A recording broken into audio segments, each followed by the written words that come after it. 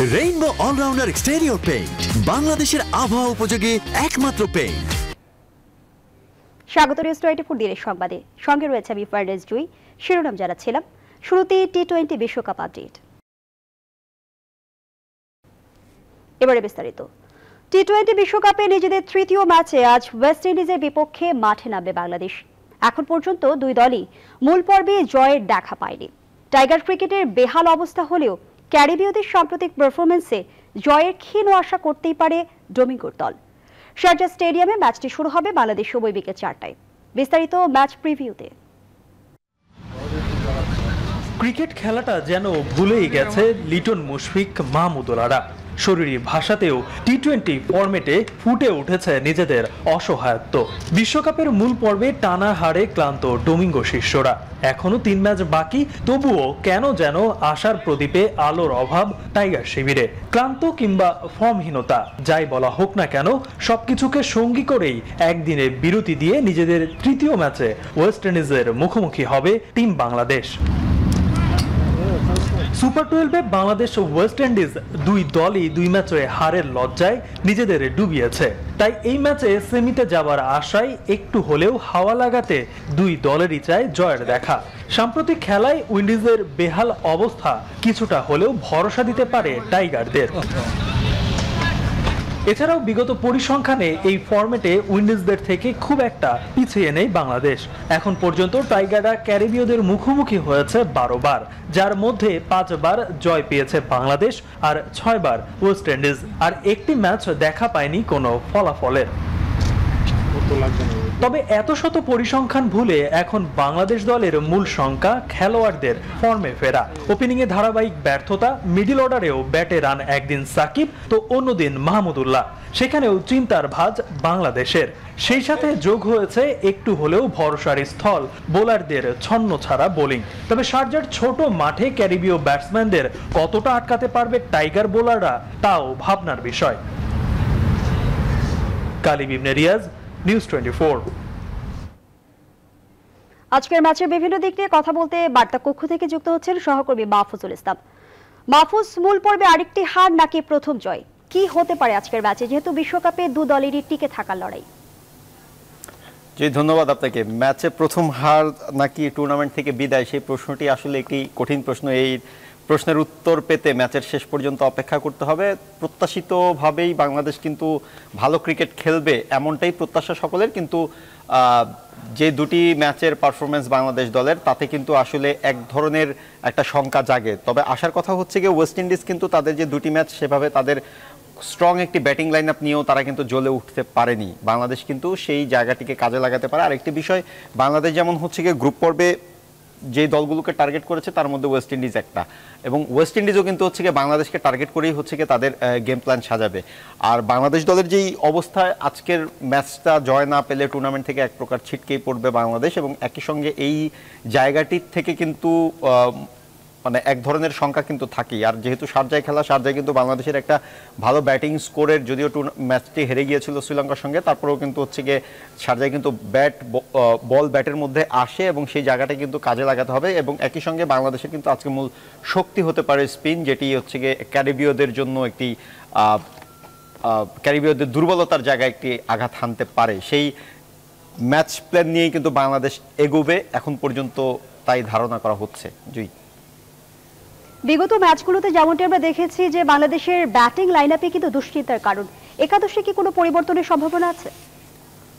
একাদশে আসলে আমরা শেষ পর্যন্ত যতটুকু খবর পেয়েছি যে হচ্ছে গিয়ে নুরুল হাসান সোহান, তাকে নিয়ে একটু শঙ্কা রয়েছে। তবে তিনি একাদশে শেষ পর্যন্ত থাকবেন কিনা সেটি এখনো পর্যন্ত ক্লিয়ার নয়। তবে নুরুল হাসান সোহান তিনি কিন্তু 6-7 নম্বরে খুব ভালো একজন ইফেক্টিভ ব্যাটসম্যান। অন্তত ওয়েস্ট ইন্ডিজের বিপক্ষে আজকের এই ম্যাচে উইকেট যে ধরনের আচরণ করছে, গত কয়েক ম্যাচে 5টি ম্যাচ হয়েছে শারজায়, সেই জায়গায় কিন্তু সোহান একজন গুরুত্বপূর্ণ প্লেয়ার হতে পারে। সেখানে তার 10, 15, 20, 25 রান একটি ভালো সংগ্রহের দিকে বাংলাদেশকে নিয়ে যেতে পারে। আরেকটি বিষয়, টস একটি বড় ফ্যাক্টর। সে জায়গায় বাংলাদেশের গেম প্ল্যান কী হবে সেটি আসলে বলাটা এই মুহূর্তে কঠিন, যদিও হচ্ছে গিয়ে ডু অর ডাই ম্যাচ। তারপরেও বলা যায় যে হচ্ছে গিয়ে টস একটা বড় ফ্যাক্টর, এবং ক্যারিবীয়দের পক্ষে নিশ্চিতভাবেই বাংলাদেশ টসের দিকে অনেকটা মনোযোগ থাকবে।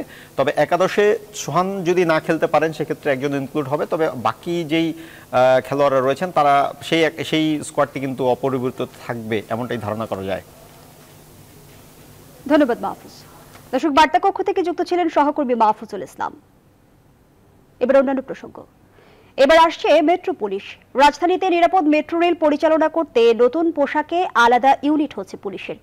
মেট্রো রেল কর্তৃপক্ষ জানিয়েছে যাত্রীদের নিরাপত্তায় স্বতন্ত্র ও বিশেষায়িত ফোর্স চেয়ে প্রস্তাবনা পাঠানো হয়েছে। ডিএমপি বলছে পুলিশের একজন ডিআইজি নেতৃত্বে এই পুলিশ ফোর্স হচ্ছে। তবে গণপরিবহন বিশেষজ্ঞদের মতে তৃতীয় পক্ষের নিরাপত্তা ব্যবস্থা ছাড়া মেট্রো রেলের সার্বিক শৃঙ্খলা ধরে রাখা কঠিন হবে। লাবণ রহমানের রিপোর্টে বিস্তারিত।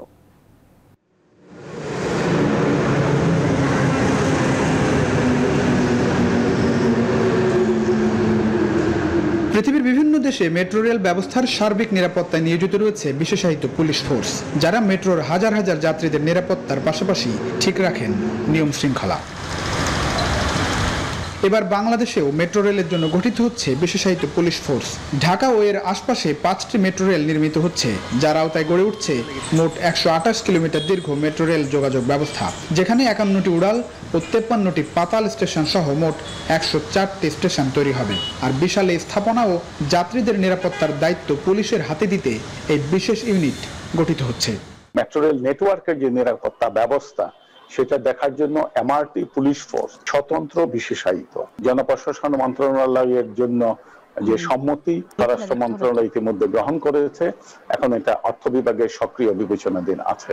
জানা গেছে এরই মধ্যে এ সংক্রান্ত প্রস্তাব পুলিশ সদর দপ্তর থেকে স্বরাষ্ট্র মন্ত্রণালয়ে পাঠানো হয়েছে। এতে 809 জনের জনবল চাওয়া হয়েছে।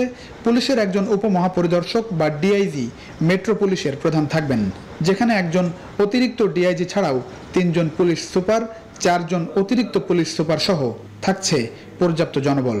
বাংলাদেশ পুলিশের আন্ডারে একটি নতুন মেট্রো রেল সিকিউরিটি পুলিশ একটা ইউনিট করার প্রক্রিয়াধীন আছে এবং খুব অচিরেই হয়তো এই ইউনিটটা কার্যক্রম শুরু করার জন্য স্বরাষ্ট্র মন্ত্রণালয় থেকে পরিপত্র জারি হতে পারে।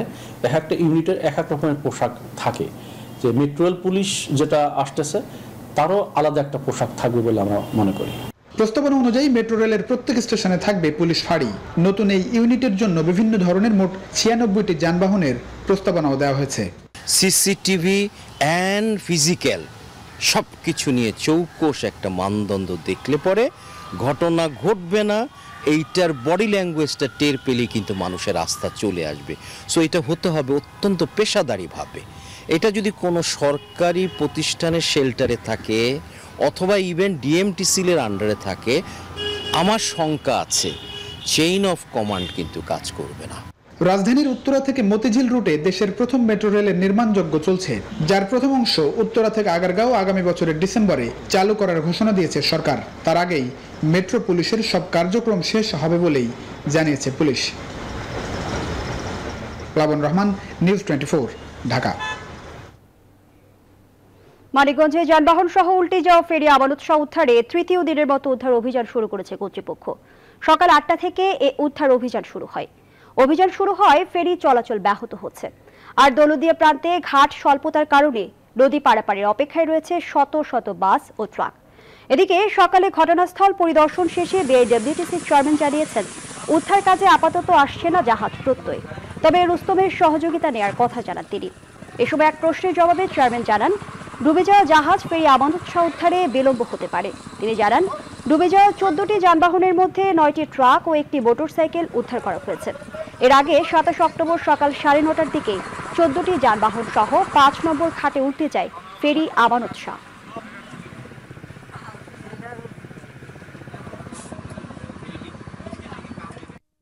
এবং আমরা চেষ্টা করছিলাম প্রত্যেককে এখানে নিয়ে আসতে, কিন্তু এখানে যে ম্যানুভারিং স্পেস আপনারা দেখতে পাচ্ছেন, নড়াচড়ার যে জায়গা, প্রত্যেক জাহাজ দিয়ে এটা অনেক বড়, এটা 250 টনের। এখানে আমাদের দরকার 20 থেকে 30 টন ওজন, যেই পানির নিচে যেই ট্রাকগুলো আছে বা যানবাহনগুলো আছে। এখন সেটার জন্য আমরা চেষ্টা করছি। হামজা তো আপনার অলরেডি আমাদের এই 2 দিনের মধ্যে কিন্তু 9টা আমরা উঠিয়ে ফেলেছি, 5টার যে ভাসমান ছিল সেগুলোকে আমরা সরাই নিয়ে আসতে পারছি। দর্শক, এ বিষয়ে বিস্তারিত জানাতে যুক্ত হচ্ছেন সহকর্মী শফিকুল ইসলাম শামীম। শামীম, তৃতীয় দিনের উদ্ধার কাজের সবশেষ খবর আমাদের জানাবেন।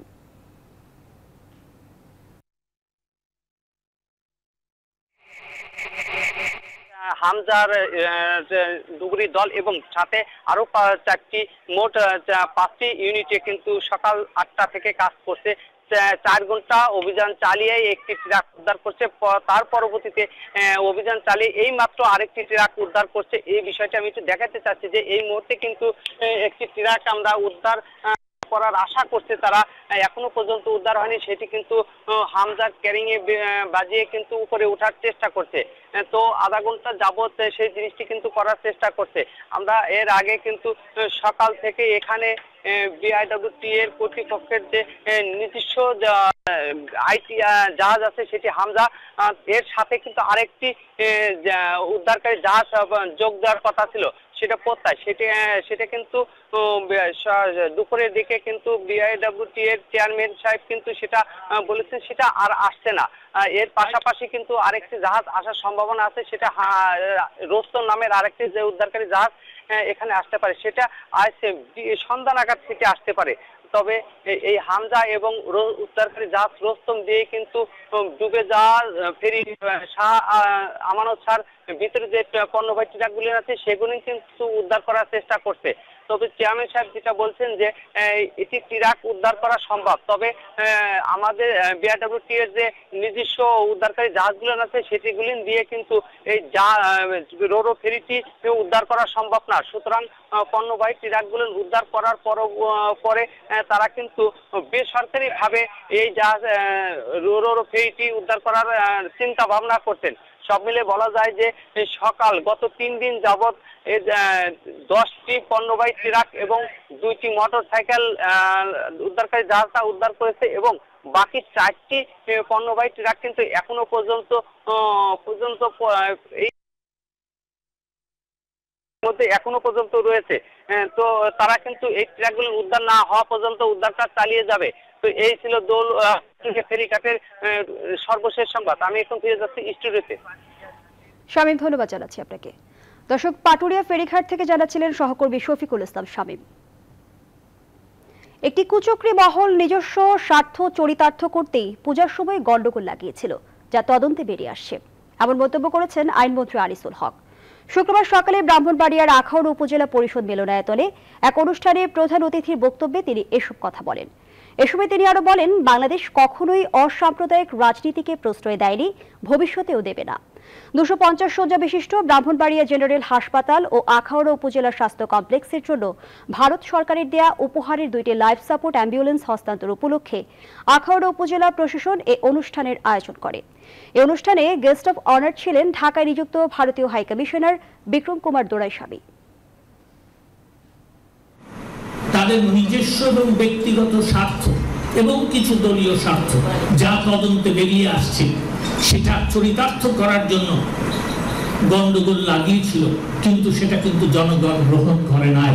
বাংলাদেশ কখনোই অসাম্প্রদায়িক রাজনীতিকে প্রশ্রয় দেবে না এবং জননেত্রী শেখ হাসিনার নেতৃত্বে আমরা আমাদের যে সংবিধানে যেই কথা লেখা আছে, বঙ্গবন্ধু যেই সংবিধান আমাদেরকে উপহার দিয়েছিলেন সেই সংবিধানের কথাগুলি অক্ষরে অক্ষরে পালন করব। গত কয়েক সপ্তাহ ধরে ঊর্ধ্বমুখী থাকার পর কিছুটা স্থিতিশীল হয়েছে সবজি ও মুরগির বাজার। বাজারে শীতকালীন আগাম সবজির দাম বেশি থাকলেও তার প্রভাবে দাম কমেছে অন্যান্য সব সবজির।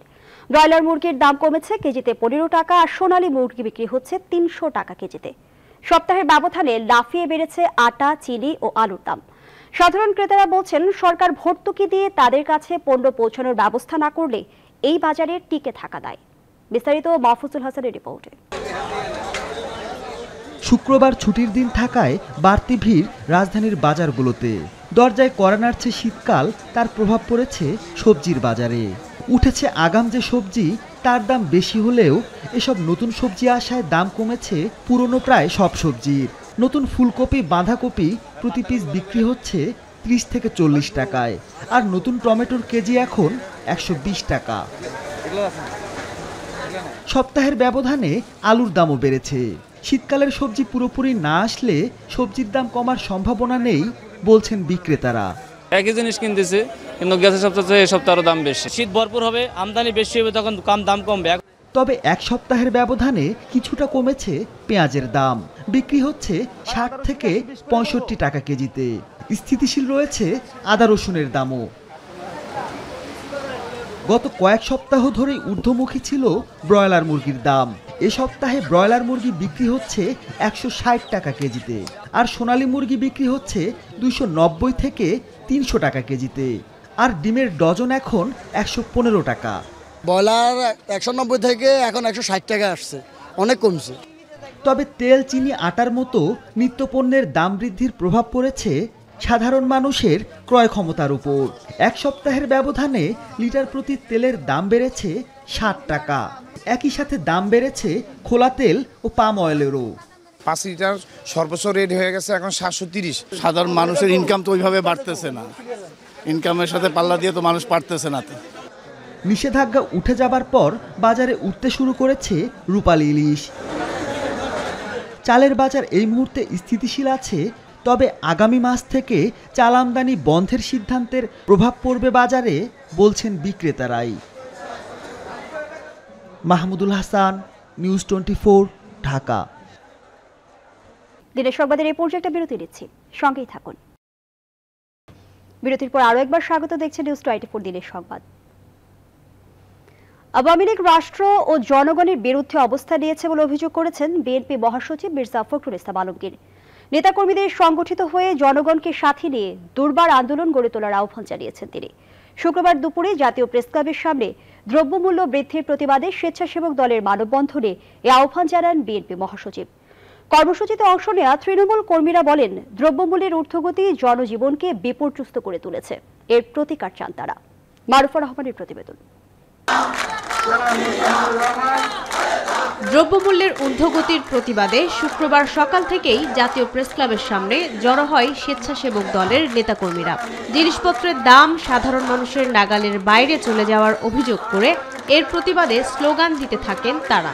জনগণ, সাধারণ মানুষ অনেক বিশিষ্ট হয়ে গেছে, মানুষ ভাত পাচ্ছে না, ঠিক মতো খাবার পাচ্ছে না, মানুষের জীবন নাবিশ্বাস চলে আসছে, সেটার প্রতিবাদে যে আমরা এখন তো আর মানুষ পাচ্ছে না। এখন ১ টাকা জায়গা ২ টাকা হচ্ছে, খানা পাচ্ছে না, পানি পাচ্ছে না, কিছু পাচ্ছে না, লোকেরা কি করবে? আমরা গণতান্ত্রিক অধিকার চাই, ন্যায্য মূল্য 10 টাকা কেজি চাল চাই।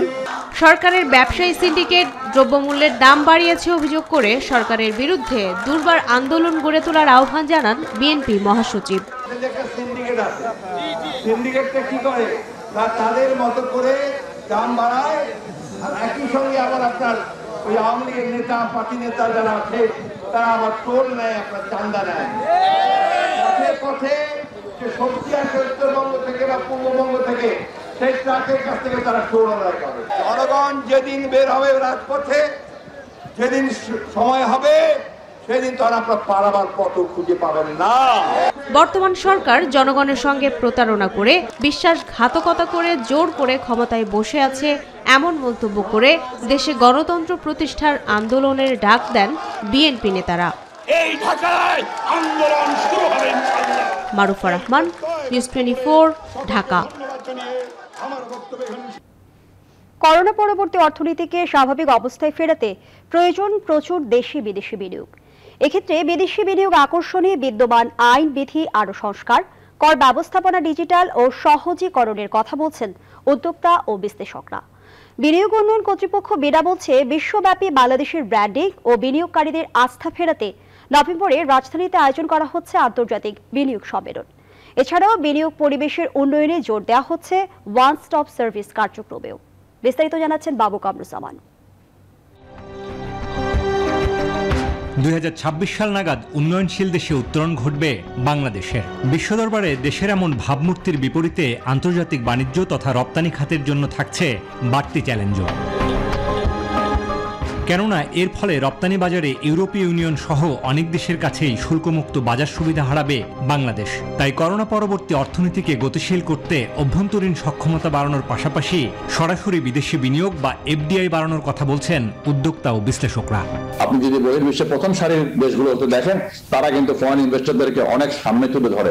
এবার আপনি যদি বিদেশি বিনিয়োগ আকর্ষিত করতে চান, তাহলে আপনাকে ফরেন ইনভেস্টমেন্ট বা সাকসেসফুল জয়েন্ট ভেঞ্চার যারা করেছে, যারা সক্ষম হয়েছে এসব ধরনের প্রজেক্টে, তাদেরকে আমার সামনে তুলে ধরতে হবে। বিদেশি বিনিয়োগ আসবে যদি রেগুলেশনটা বান্ধব হয়, এবং রেগুলেশনের ক্ষেত্রে আমরা ওয়ান স্টপ শপের যে উদ্যোগটা নিয়েছি অনেক দিন ধরেই চলছে, একটা আইন করা হয়েছে, কিন্তু এখনো এক জায়গায় গিয়ে যে গুরুত্বপূর্ণ সেবাগুলি পাওয়া দরকার সেই সেবাগুলো পাওয়া যাচ্ছে না। জাতিসংঘের বাণিজ্য উন্নয়ন বিষয়ক সংস্থা আংটাডের বিশ্ব বিনিয়োগ প্রতিবেদন 2021 বলছে, মহামারী করোনা ভাইরাসের ধাক্কায় বিশ্বের বিভিন্ন দেশের মতো বাংলাদেশেও বিদেশি বিনিয়োগ কমেছে প্রায় 11%। তবে বিনিয়োগ উন্নয়ন কর্তৃপক্ষ বিডা বলছে, বিশ্ব দরবারে বাংলাদেশের বিনিয়োগ পরিবেশের ব্র্যান্ডিং করতে বড় অবদান রাখবে আসছে নভেম্বরে ঢাকায় শুরু হতে যাওয়া আন্তর্জাতিক বিনিয়োগ সম্মেলন। সংস্থাটি বলছে, বিনিয়োগকারীদের জন্য লক্ষ্যমাত্রার 70% সেবা এরই মধ্যে অনলাইনে নিয়ে আসা হয়েছে। এই ফরেন ইনভেস্টমেন্ট পাওয়ার জন্য এবং স্থানীয় যে ইনভেস্টমেন্ট আছে সেটাকেও এনকারেজ করার জন্য প্রমোশনাল অ্যাক্টিভিটিস গুলি করতেই হবে। এটার আরো যে সার্ভিস গুলি আছে সেগুলি আমরা অনলাইনে নিয়ে আসব, এবং 51টি সার্ভিসের সাথে আরো 4টি সার্ভিস আমাকে বলা হয়েছে যে রেডি হয়ে আছে, আমরা ইন্টিগ্রেশনটি লঞ্চ করে দিব খুব সহসাই। যদিও হিসাব বলছে, বিদেশি বিনিয়োগ আকর্ষণে খুব বেশি উন্নতি করতে পারেনি বাংলাদেশ, কেননা দেশে গড় এফডিআই এখনো $300 কোটি মধ্যেই ঘুরপাক খাচ্ছে। বাবু কামরুজ্জামান, নিউজ 24, ঢাকা। দিনের সংবাদের এই পর্যায়ে আবারও বিরতি নিচ্ছি, সঙ্গেই থাকুন। আবারও স্বাগত, দেখছেন দিনের সংবাদ। এবার আন্তর্জাতিক প্রসঙ্গ।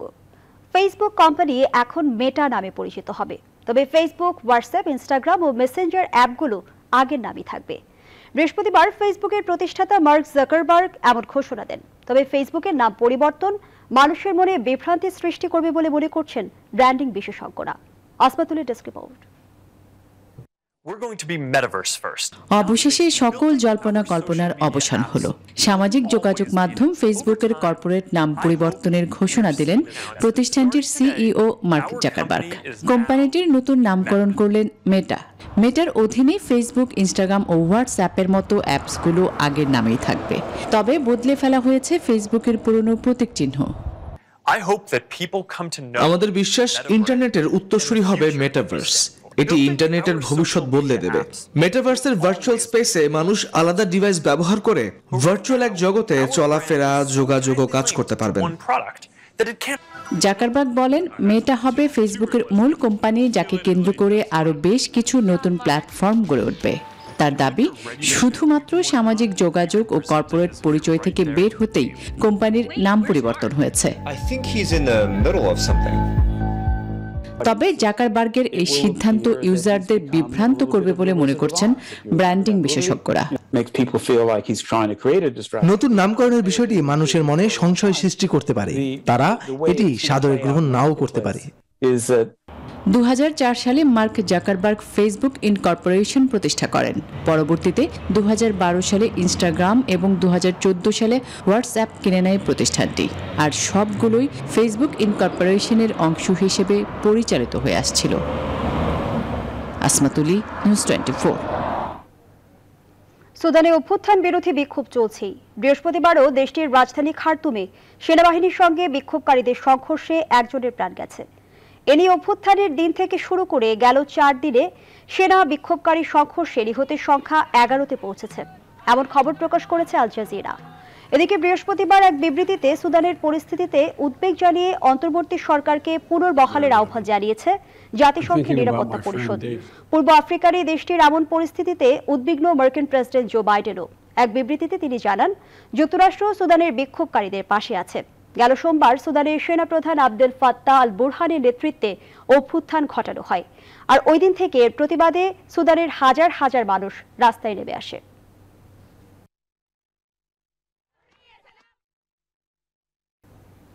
সংবাদের এই পর্যায়ে আরো একটা বিরতি দিচ্ছি, সঙ্গেই থাকুন। আবারও স্বাগত, দেখছি দিনের সংবাদ। 28 বছরের চলচ্চিত্র ক্যারিয়ারে এবারই প্রথম চুরি বিক্রেতার চরিত্রে অভিনয় করলেন প্রিয়দর্শনী মৌসুমী। মির্জা শাখাওয়াত হোসেন পরিচালিত অনুদানের সিনেমা ভাঙনে তার সাথে জুটি বেঁধেছেন আলোচিত অভিনেতা ফজলুর রহমান বাবু। সম্প্রতি বিএফডিসিতে শেষ হয়েছে সিনেমাটির দৃশ্য ধারণের কাজ। শুটিং স্পট ঘুরে এসে বিস্তারিত জানাচ্ছেন ফাতেমা কাউসার। বিএফডিসির করইতলা সেজেছে বস্তির আদলে। চলছে অনুদানের সিনেমা ভাঙনের দৃশ্য ধারণের কাজ। রাজধানী ঢাকায় বসবাসরত ভাসমান মানুষের গল্প নিয়ে নির্মিত হচ্ছে সিনেমা ভাঙন, যেখানে উঠে আসবে তাদের প্রাপ্তি অপ্রাপ্তি কিংবা জীবন সংগ্রামের অন্য এক গল্প। প্রায় 3 দশক ধরে ঢালিউডে দুটি ছড়ানো এক নাম মৌসুমী, ভক্তদের ভালোবাসার বিশেষণে যিনি প্রিয়দর্শিনী। এই সিনেমায় তিনি অভিনয় করেছেন একেবারে ভিন্ন রূপে। তো চুরিওয়ালার ক্যারেক্টারটা এখানে যোগ হয়েছে ভিন্ন মাত্রা আনার জন্য। এটা আমার কাছে ভালো লেগেছে, কারণ আমি এই ধরনের করিনি। আমি গ্রাম বাংলার বধূ, গ্রাম বাংলার মেয়ে, এমনটাই করেছি সচরাচর, রোমান্টিক চরিত্র যথারীতি এই ধরনের। গল্পে আছে যেমন সংসার ভাঙার কথা, আছে নদী ভাঙনের কথাও। ফজলুর রহমান বাবু জানালেন বিপন্ন এই মানুষগুলো কিভাবে মুখোমুখি হয় সম্পর্কের ভাঙনেও। ভাঙা গড়ার জীবন, মানুষের জীবনে নানান ভাঙা থাকে, গড়া থাকে। এখানে যেমন সংসার ভাঙার কথা আছে, নদী ভাঙার কথা আছে, জীবন বিপন্ন হওয়ার কথা আছে, অসহায় মানুষের দুর্দশার কথা বলা আছে। সবকিছু মিলিয়েই এবং সম্পর্কের ভাঙনের কথাও বলা আছে। সবকিছু মিলিয়েই হচ্ছে ভাঙন। 2020-21 অর্থ বছরে সাধারণ শাখায় অনুদান পেয়েছে ভাঙন। পরিচালনার পাশাপাশি সিনেমাটি প্রযোজনা করছেন মির্জা সাকওয়াত হোসেন। অনুদান পাওয়ার পরই কিন্তু ভাঙন মাঠে নেমেছে, কাজ করছে এবং সবার আগে কাজ করছে। হ্যাঁ, ভাঙনের আগে কেউ শুটিং করতে পারেনি। প্রান্তিক মানুষের জীবনের আখ্যান নিয়ে নির্মিত হতে যাওয়া এই সিনেমা কতটা দর্শকদের ভালো লাগবে তা সময় বলে দিবে। ফাতেমা কাউসার, নিউজ 24, ঢাকা। দিনের সংবাদে এ পর্যন্ত। এতক্ষণ সাথে থাকায় ধন্যবাদ সবাই।